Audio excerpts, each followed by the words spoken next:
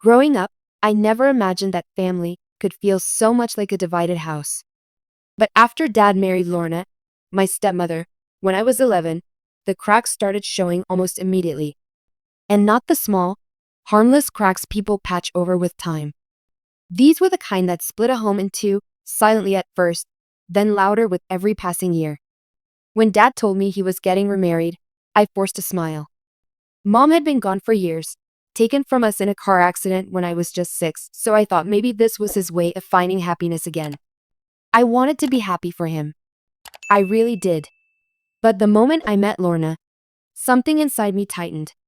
She was beautiful in a way that made people stare. Tall, sharp features, perfectly styled hair, and a smile that didn't quite reach her eyes. But it wasn't her looks that bothered me. It was the way she looked at me, like I was a stray she hadn't agreed to bring home. Her voice, when she said my name, carried this faint edge, like she was already tired of me before we'd even had a proper conversation. Things got worse when her two kids, Mason and Chloe, moved into the house. Mason was a year older than me and made it his mission to remind me daily that this was their family now, and I was just a leftover piece Dad couldn't get rid of. Chloe, younger by 2 years, didn't say much, but the way she clung to Lorna and stared at me like I was a thief in their home spoke volumes. From the start, Lorna made the difference between us painfully obvious. Her kids had brand new clothes every season. Mine came from discount racks or Dad's attempts to save money. Mason had a gaming console in his room. I shared an outdated laptop with family use only written on a sticky note. Chloe got ballet classes and fancy recitals. When I asked about joining the art club at school, Lorna told me it was a waste of time. It wasn't just about things. It was about attention. At dinner, she asked Mason about his basketball games, Chloe about her latest dance routine. But when it came to me, her questions were more like subtle digs. Still hanging out alone at lunch? She'd say, pretending it was concern. Or, maybe if you smiled more, people would talk to you. Dad didn't see it. Or maybe he didn't want to. He worked long hours, and by the time he got home, Lorna had already given him her version of the day, stories where I came off as moody, ungrateful, or lazy. Sometimes I'd see him glance at me with this look that said he wasn't sure who to believe anymore. I learned to stay quiet, keep my head down, and find small escapes. Drawing in my sketchbook late at night. Walking to the park on weekends when no one noticed I was gone. Pretending I didn't hear Mason's taunts or Chloe's little smirks when Lorna forgot to set a place for me at the breakfast table. But everything changed the winter Dad got sick. It started with a cough that wouldn't go away. Then the fatigue, the way he had to catch his breath after climbing the stairs. At first, he brushed it off as stress from work, but when he fainted one morning in the kitchen, we knew it was serious. The hospital kept him for tests, and when he came back, his face was pale and thinner, his voice softer. I remember sitting beside him on the couch, my heart pounding as he explained it was a heart condition, something that needed monitoring, medication, and possibly surgery. Lorna sat on the other side of him, her hand on his arm, her face the perfect mask of concern. But something about her eyes. They didn't match the rest of her. In the weeks that followed, Lorna took control of everything, his appointments, his medications, his schedule. She told me not to bother him with little things and insisted he needed peace and quiet. She was always in the room when I talked to him, always steering the conversation away from anything personal. One night, I overheard her on the phone, her voice low but urgent. She was in the kitchen, and I was halfway down the stairs when I caught bits and pieces, words like papers, before the surgery, and she doesn't need to know. I froze, my heart thudding so loudly I was afraid she'd hear it. Who didn't need to know? And what papers was she talking about? I wanted to ask Dad, but the next morning, he seemed weaker than ever, and Lorna was hovering like a guard dog. Mason and Chloe went about their lives like nothing was happening, but I couldn't shake the feeling that something was. It was small things at first. Dad's old watch disappearing from his nightstand, certain envelopes in his desk replaced with others, her spending more time in the study with the door locked. I started keeping mental notes. Watching. Listening. Because if Lorna was hiding something, I was going to find out. And deep down, I knew whatever it was, it wasn't just about her. It was about Dad. And maybe about me too. It started as a quiet obsession. Every time Lorna went grocery shopping or took Mason and Chloe to one of their endless activities, I'd sneak into Dad's study. Not to snoop, at least. That's what I told myself, but to protect him. The study was his space, filled with the smell of old books and faint cologne. Shelves lined the walls, stacked with framed pictures of him and Mom, although I noticed fewer and fewer of those were left in plain sight. Lorna had replaced some with glossy family portraits of her, Mason, and Chloe smiling like they were posing for a magazine. I was usually shoved to the far edge of the frame, almost out of view. Dad's desk was heavy oak, the kind you could imagine holding secrets for decades. Most drawers opened without a fight, pens, sticky notes, old receipts. But the bottom right drawer was different. It had a small brass lock. The first time I tried it, I half expected it to be stuck from age, but when I tugged, it didn't budge. The lock gleamed, polished and used. That's when I knew whatever was inside wasn't something Dad wanted lying around. Or maybe something Lorna didn't want me to see. I checked every hiding spot I could think of, inside books, under the desk mat, behind framed photos, for a key. Nothing. And with Lorna's hawk-like way of watching me lately, I couldn't risk being caught forcing it open. Days turned into weeks, and Dad's health kept slipping. He moved slower, spoke less. The warmth in his voice, the part of him that used to tell me bedtime stories and call me kiddo, felt buried under exhaustion. Lorna blamed the illness, but something told me there was more to it. One night, I was halfway up the stairs when I heard voices coming from the study. The door was slightly ajar, and the glow of the desk lamp spilled into the hallway. "We can't wait much longer," Lorna was saying, her voice tight. "The surgery's in 2 weeks. We need those signatures before then." A man's voice responded, low and unfamiliar. "And the girl?" There was a pause. My pulse pounded in my ears. "She won't be a problem," Lorna said finally. "She's too busy feeling sorry for herself to notice anything."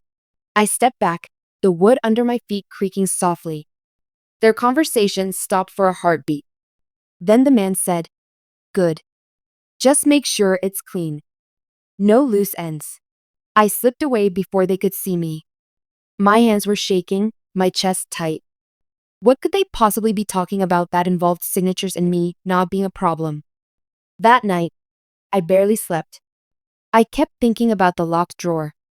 The answer came unexpectedly 2 days later, when Mason accidentally left his hoodie in the laundry room. As I was tossing it into the wash, a small metallic clink hit the floor. I bent down and picked up a tiny brass key. I froze. It looked like it could fit that drawer. My chance came the next afternoon. Lorna was at Chloe's recital, and Mason was with her. Dad was upstairs resting. I slipped into the study, locked the door behind me, and knelt by the desk. The key slid into the lock like it belonged there. My heart was hammering so loudly I thought it might give me away, even though no one was around. I turned it slowly until I heard the faint click. Inside, there were neatly stacked folders, a small wooden box, and a thick envelope with my dad's handwriting on it. I reached for the envelope first. My name was on the front. I sat down in Dad's chair, my hands trembling as I opened it. Inside was a letter, written in his uneven scrawl. The first few lines made my stomach twist. "If you're reading this, it means something has happened to me. There are things you need to know, about your mother, about this house, about Lorna." I could barely breathe as my eyes darted across the page. He wrote about how, before she died, my real mom had put certain assets, money, property, even this house, in my name. I was too young to understand, but it meant that legally, a big part of what Lorna thought was hers actually belonged to me. And then I saw the part that made my blood run cold. Lorna knows. She's been trying to get me to change the paperwork. If I refuse, I'm afraid she'll find another way to take it from you. Trust no one but the person I named in the will. Everything is in the box. My hands fumbled for the wooden box. Inside were legal documents, a small USB drive, and an old photograph of my mom holding me as a baby. The photo had been creased and worn, as if someone had hidden it away for years. I barely had time to process before I heard the front door slam. Lorna's voice echoed through the house. "Where's she?" she called out, sounding more annoyed than curious. Panic shot through me. I shoved everything back into the drawer, locked it, and stuffed the key into my pocket just as her footsteps approached the study. When she walked in, her eyes swept over me with that cold, calculating look. "What are you doing in here?" "Looking for a pen," I said quickly, holding up one from the desk. She stared at me for a long moment, her lips curling into a smile that didn't touch her eyes. "Be careful in here," she said. "Some things aren't meant for you." I smiled back, but inside, my resolve hardened. She was right. Some things weren't meant for me. They were meant to be taken from me. And I wasn't going to let that happen. After that day in the study, I couldn't look at Lorna without thinking of the letter. Every smile she gave me felt like a trap. Every sweetheart like an insult. She thought I was clueless. That was her mistake. But I couldn't act too soon. If I let her know I'd read Dad's letter or seen the documents, she'd move faster, and with Dad's health so fragile, I didn't know what faster meant for him. So, I played along. Ate dinner at the table while she bragged about Mason's basketball scores. Pretended to laugh when she showed off Chloe's recital videos. Even helped her unload groceries, smiling at all the right times. On the surface, I was the same quiet, awkward stepdaughter she thought I'd always been. But inside, I was keeping score. I started noticing little things I'd ignored before. Like how she kept the mailbox key on her nightstand instead of in the kitchen drawer where Dad used to leave it. Or how she always walked Mason and Chloe to school herself, but insisted I take the bus. At first, I thought it was just more of her favoritism. Now, I wondered if it was about control, over where I went, who I talked to, what I knew. The real shift came one Saturday morning. Dad had gone back to bed after breakfast, exhausted from a night of chest pains, and Lorna had taken Mason to his game. I was alone in the kitchen when the doorbell rang. A man stood there, holding a clipboard. He looked surprised to see me. Is Lorna here?" "I have the transfer papers for her to sign." "Transfer papers?" I asked, my stomach tightening. "Yeah, for the house," he said casually. "She said everything was cleared with the owner." My pulse roared in my ears. "The owner is my dad," I said slowly. The man glanced at the clipboard, then back at me, confused. "Your dad." "These say," he stopped himself, straightened up, and handed me a business card. "Tell her to call me," he said before leaving quickly, like he'd just realized he'd stepped into something messy. I closed the door, my hands shaking. She was already moving on the property. The house my mom had left for me. That afternoon, I tried to talk to Dad. I sat by his bed, gently asking if he knew anything about Lorna changing the house ownership. He frowned, clearly trying to think through the fog of his medication. "She mentioned paperwork," he said slowly. "Something about making it easier if something happens to me. Less for you to worry about." My throat tightened. "Dad, I think she's trying to take it from us." He looked at me then, really looked at me, and for the first time in months, I saw a flicker of alarm. But before he could say anything, Lorna appeared in the doorway with a glass of water and that same practiced smile. "Time for your meds," she said brightly, setting the glass down. She didn't even look at me, but I swear her voice had an edge, like she knew exactly what I'd been saying. That night, I barely slept. My mind kept replaying the letter, the man with the clipboard, Lorna's voice on the phone saying, "No loose ends." The next day, I followed her. It wasn't hard, she was predictable. Sunday mornings, she claimed to be running errands, always dressed too nicely for the grocery store. I stayed a few blocks behind, ducking behind parked cars whenever she slowed. She finally pulled into a parking lot behind an office building I didn't recognize. I watched from across the street as she met with the same man from the clipboard. They didn't shake hands, too formal. Instead, she handed him a thick envelope, glancing around like she was checking for someone. Then she leaned in, her face tight with anger, and I caught 3 words as her voice carried over the street. "She's getting suspicious." My stomach dropped. I didn't stick around to hear the rest. I turned and walked fast, almost breaking into a run by the time I reached our street. If she knew I was onto her, I had less time than I thought. When I got home, I went straight to the study. The drawer key was still in my pocket, warm from where I'd kept it hidden. My hands shook as I unlocked it again. Inside the box, alongside the legal documents, was the USB drive Dad had mentioned. I plugged it into the old laptop in the corner of the study. It took a moment to load, but when it did, my breath caught. It wasn't just legal papers. There were emails, hundreds of them, between Dad and a lawyer, discussing the property accounts and even a trust fund I didn't know existed. All of it was under my name. And there was one more thing, a scanned copy of a restraining order against Lorna. The date was from before she and Dad got married. I was still staring at the screen when I heard the creak of the floorboards behind me. "What are you doing?" I spun around. Lorna stood in the doorway, her arms crossed, her smile gone. I swallowed hard. "Looking for a pen," I said again, but my voice wavered. Her eyes narrowed. "You really should be more careful about where you stick your nose." And then, without breaking eye contact, she closed the door behind her. The way she closed the study door felt deliberate, slow, heavy, final. Like a cell door locking. My heart was pounding so loud I thought she could hear it. "I told you before," she said, stepping closer, her heels tapping against the hardwood. "Some things aren't meant for you." I straightened in Dad's chair, my hands gripping the arms so tightly my knuckles ached. "This is my dad's desk. My mom's house. Everything in here is meant for me." A faint smirk tugged at her lips, like she thought I was amusing. "Your mom's house? Sweetheart, your mom's been gone for over 10 years. This is our house now. And I've worked too hard to let a spoiled little girl throw it all away." "Spoiled?" My voice cracked, partly from anger, partly from fear. "You've done nothing but treat me like I don't belong here. While your kids get everything I get." I stopped myself before the lump in my throat could turn into tears. "You think you can erase me from Dad's life, from this family, but you can't." Her smirk vanished. She leaned on the desk, her face inches from mine.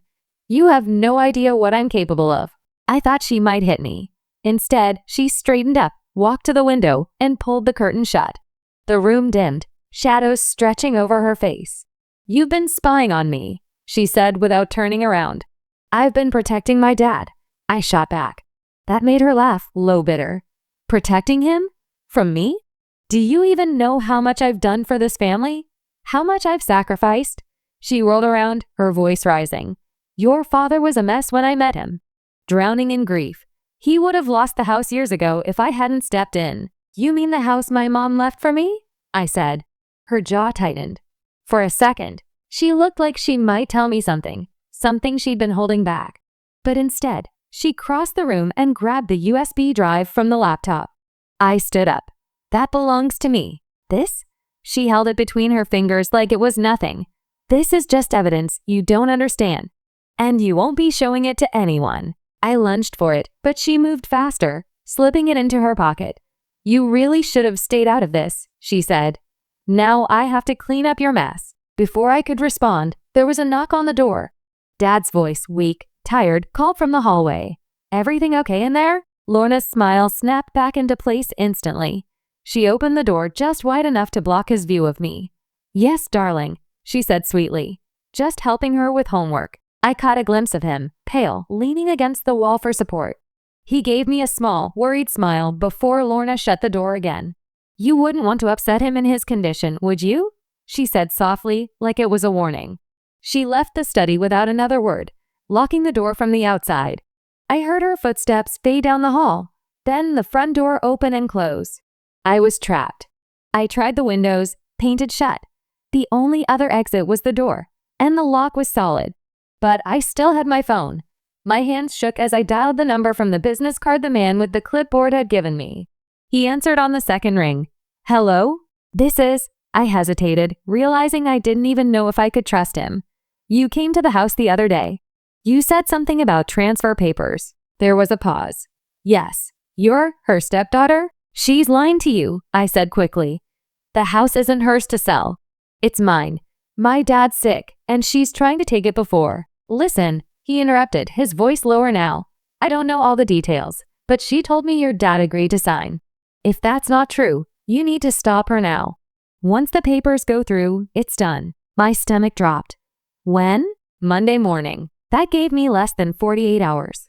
When Lorna came home later, I pretended to be asleep in my room. But I wasn't sleeping. I was planning.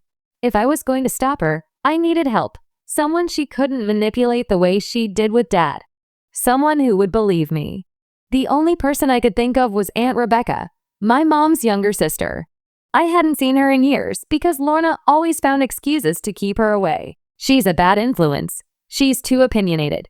She's not good for your father's stress. But Dad's letter had mentioned a person named in the will who I could trust. I didn't need to guess. It had to be her. The next morning, I told Dad I was going to the library. Instead, I took the bus 3 towns over to find Aunt Rebecca. She opened the door in jeans and a paint-splattered shirt, her eyes widening when she saw me. "Emma," she said, like she wasn't sure I was real. What's wrong?" I didn't know where to start. So I told her everything. The letter. The locked drawer. The house. Lorna's plan. By the time I was done, she looked ready to storm over and tear the place apart herself. "Your mother would never forgive me if I let this happen," she said. "We're going back right now." We pulled into the driveway just after sunset.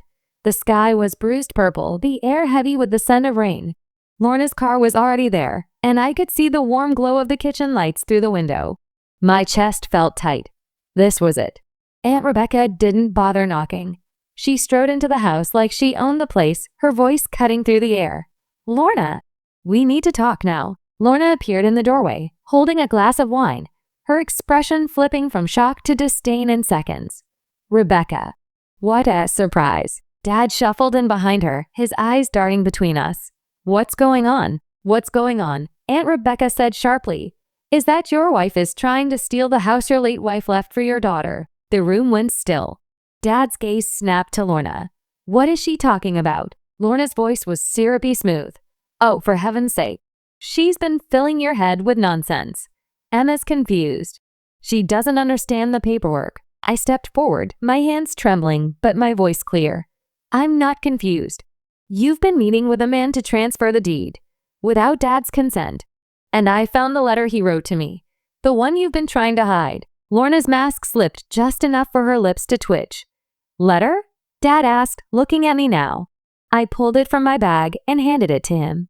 His hands shook as he read, his eyes moving slower and slower until he finally looked up. "Is this true?" he asked her, his voice raw. Her eyes hardened. "You were never going to protect this place. You're too weak. Everything you have, I've kept afloat. You think this house will stay in the family after you're gone? She'll sell it the second she can." She jabbed a finger at me. "I've seen the way she looks at this place, like it's just a reminder of her mother." "Well, I'm not living in a shrine to a dead woman for the rest of my life." Aunt Rebecca stepped between us. "That dead woman was my sister. And this house is legally Emma's. You've been trying to bully a sick man into signing it over to you, and now we have proof." Lorna let out a bitter laugh. "Proof? All you have is a letter and a brat who doesn't know how the world works." "Actually," Aunt Rebecca said, her voice like steel, "what we have are copies of every legal document on that USB drive you thought you stole." Lorna's face went pale. "That's right," Rebecca went on. "Emma made a backup before you ever touched it. It's already with my lawyer, and if anything happens to either of us, it all goes to the police." The silence that followed was heavy. Rain began tapping against the windows, the sound filling the space where Lorna's voice used to be. Dad's eyes glistened, his voice breaking. "I trusted you," he said to her. "I let you into this home, into my family." He shook his head, looking smaller than I'd ever seen him. "Get out." Lorna's jaw clenched, her eyes darting toward Mason and Chloe, who had appeared in the hallway wide-eyed. "Fine," she spat. "But don't think you've won, Emma. People like you always learn the hard way." She stormed upstairs, her footsteps echoing like a drumbeat of retreat. Within half an hour, she was gone, her clothes stuffed into suitcases, her car tearing down the wet street. Mason and Chloe didn't say a word to me before leaving with her. The house felt impossibly quiet after that. Dad sank onto the couch, his head in his hands.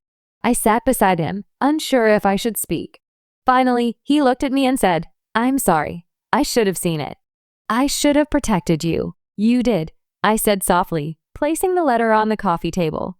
"You just didn't know it yet." For the first time in years, he pulled me into a hug, not the quick, Distracted kind, but a real one. One that said he saw me, that I mattered. Aunt Rebecca stayed with us that night. We made tea, talked about Mom, and went through the old photographs Lorna had hidden away. It was like breathing life back into the walls of the house. In the days that followed, Dad's health didn't magically improve, but the tension in the air lifted. We changed the locks, contacted the lawyer, and made sure every legal safeguard was in place so no one could touch the house again. Sometimes I still catch myself thinking about Lorna's last words, how people like me always learn the hard way. Maybe she was right. I had learned the hard way.